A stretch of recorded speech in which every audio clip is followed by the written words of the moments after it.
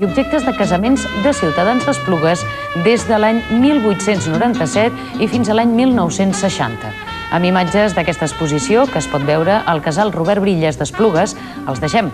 Gràcies per la seva atenció i fins demà a les 2. Bon dia.